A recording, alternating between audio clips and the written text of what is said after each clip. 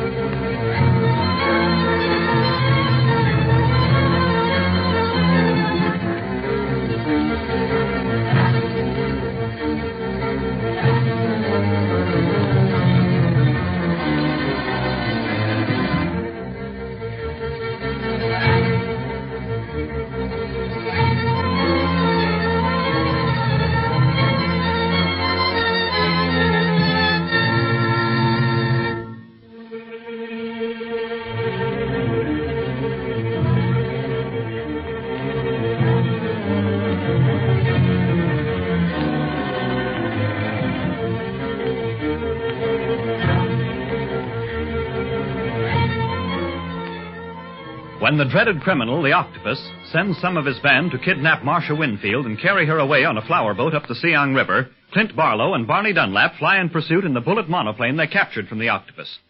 Speed Gibson stays in Hong Kong with Dr. Kingsley and little Jean, keeping in touch with his uncle by shortwave radio. The octopus interrupts their communication, however, by telling Speed that he has sent another of his planes in pursuit and that he will never see Clint and Barney again. Meanwhile, the boys have come out the victors in the dogfight in the clouds with the enemy plane, but make a forced landing because they are out of gas.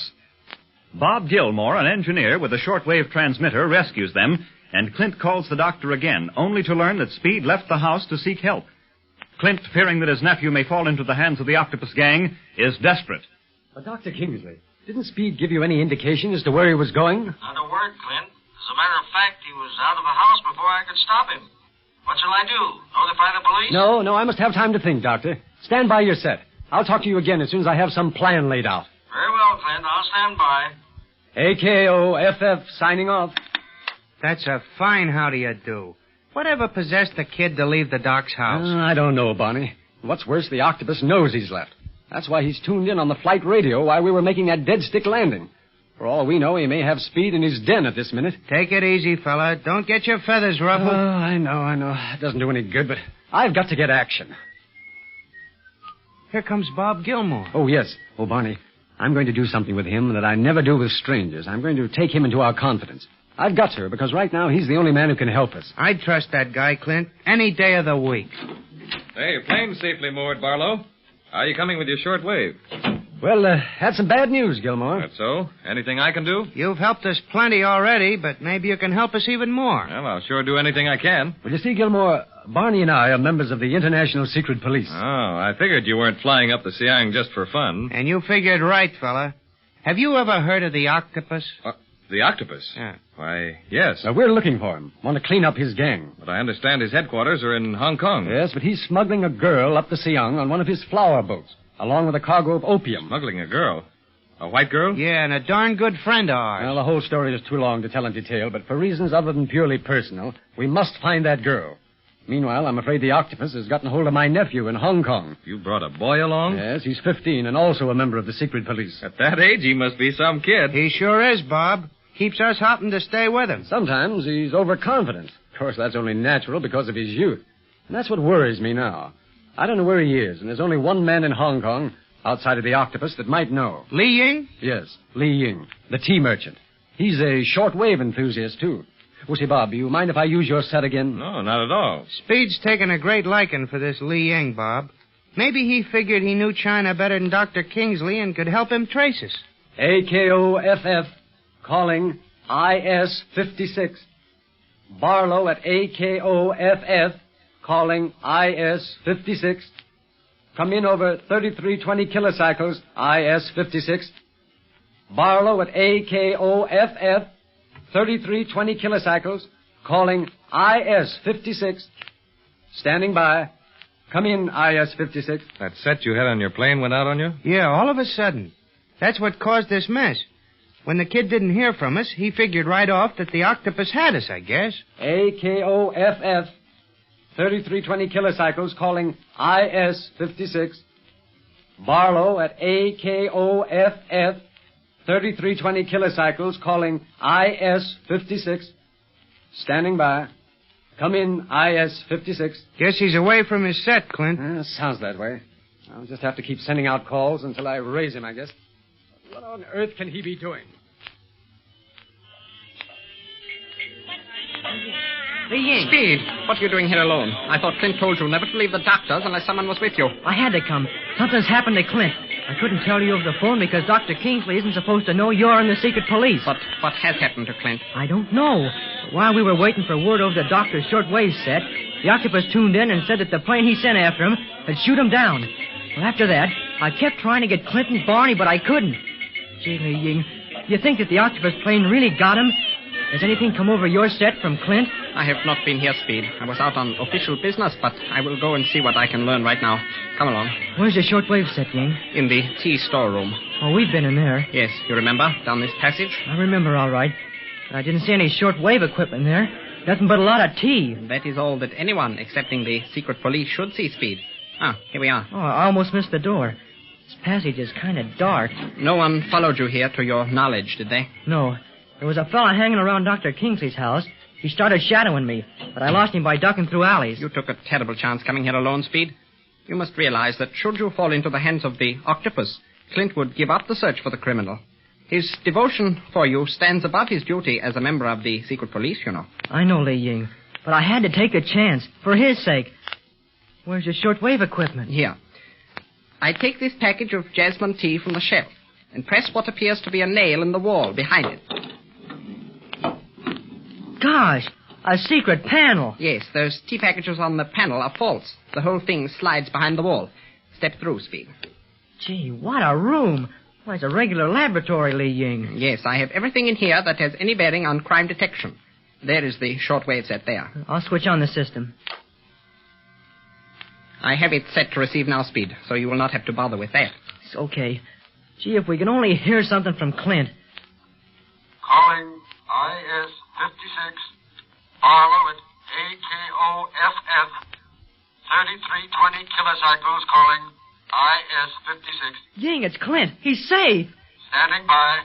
Come in, IS-56. What was that radio band? 3320 kilocycles. Oh, yeah. There, I have it now. I'll answer him. But first, I'll have to switch over. There it is. IS-56, replying to AKOFF. Speed Gibson at IS-56, replying to Clint Barlow at AKOFF. Stand by for two-way conversation. Here, I will set it for you, Speed. Thanks, Ying. Ready? Yes, go ahead. Clint, can you hear me? Speed? Yeah. Are you and Barney all right? Why the dickens did you leave Dr. Kingsley after I gave you express orders not to? I had to, Clint. While we was waiting for word from you and the plane, the octopus tuned in and said I'd never see you again. He did? Sure. That's why I beat it here. I knew Lee Ying could help me find out what had happened to you, if anybody could. Well, you've had me plenty worried. The octopus came in over our flight set, too, and threatened your safety. When we finally landed and got to a short-wave set, the doctor told me you'd left without saying where you were going. I thought you'd walked right into the octopus trap. I'm sorry I scared you, Clint. Looks like the octopus was trying to frighten both of us.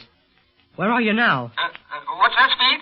You're fading on me. I said, where are you now? Oh, about 200 miles up the Siong River. I'm using the short-wave equipment of a young fellow named Bob Gilmore. He has a house right on the riverbank. He's helped us out all around. Gee, that's swell. What happened in the air? We got into a dogfight above the clouds. Had the reserve gas tanks punctured by machine gun bullets. So Barney pulled the old head-on trick on the other plane and scared it away. Right after that, we ran out of gas and had to make a dead-stick landing on the river. Gee, you were plenty lucky. Have you seen the flower boat yet? We spotted one, but lost it during the dogfight. Got ahead of it in the excitement. Now we're waiting for it to catch up with us. Swell. I sure hope it's the one that's carrying Miss Marcia. I hope so. Visibility is practically zero on the river. And that boat, if it had any warning from the octopus, has had plenty of chances to get rid of its cargo. The opium and Marcia. Gee, Clint, what do you think you'll do then? It depends on what we find on the boat. If we have no luck, we'll fly back to Hong Kong.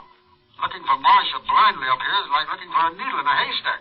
But in Hong Kong, we may hear rumors of where she's being taken. But can you fly the plane now? Well, we can, as soon as the reserve gas tanks are patched up. Gilmore said he can do that as well as repair the shortwave equipment. This guy's a genius, Speed. I'd like to meet him. Bring him down to Hong Kong. We'll see. Now, let me talk to Ying. Okay. Stand by. Thank you, Speed. Hello, Barlow? Oh, yes, Ying. Have you learned anything new during our absence? Not yet. I was out for quite a while seeking information, but all action seems to be concentrating on you and Barney. Oh, I see. Well, we'll go on to where we are then. But Ying, will you see that Speed gets back to Dr. Kingsley safely? Oh, yes, Clint. I will send a bodyguard with him. Do not worry. And tell him to phone the doctor that he's safe. And he can also tell him that we're safe. Let me talk to him, Li Ying. Hello, Clint. Don't you worry. I'll take care of my end of it down here. You see that you do. And don't try to run Yi Ling's business either. The main thing is to obey his orders. You understand? Yes, sir. All right. I'll keep in touch with you at the doctor's. And remember this radio band. It's AKOFF 3320 kilocycles. I've got it. So long. Now, so long, Speed. AKOFF signing off. Okay, Clint. This is IS-56 signing off. IS-56 signing off. Say, Clint, that kid sure gets around, don't he? Say, you know, Barney, even though he was running a risk, it's lucky he went to Li Ying's. Otherwise, I might not have reached him for hours. Ying had no idea I'd be trying to call him. Hey, Clint, that flower boat's in sight. At least I guess it's the one you're looking for. Flower boat? Let's see. You can just make it out through this window. That's her, all right. We gotta stop her. Hey, I've got some red lanterns. That'll stop it all right. They'll think there's danger ahead. Oh, good. Let's get them. First, I think I should tell you this, Bob. Perhaps you'd better stay here. There's liable to be trouble. I like that kind of trouble, Clint. Particularly if there's a girl in danger. Well, Marcia Winfield is certainly in danger. Winfield? Did you say Marcia Winfield? Well, yes. Why? Why, I know her. At least I know all about her. Her brother, Larry Winfield, was my best friend. Larry, your best friend? Then do you know he's disappeared? That the octopus is at the bottom of it? And that Marcia came over to China to see if she could find Larry? Marcia in China? Yes, and now the octopus has Marcia under his power. Say, what's stopping us then? If Marcia Winfield's on that flower boat, we'll find her. Come on.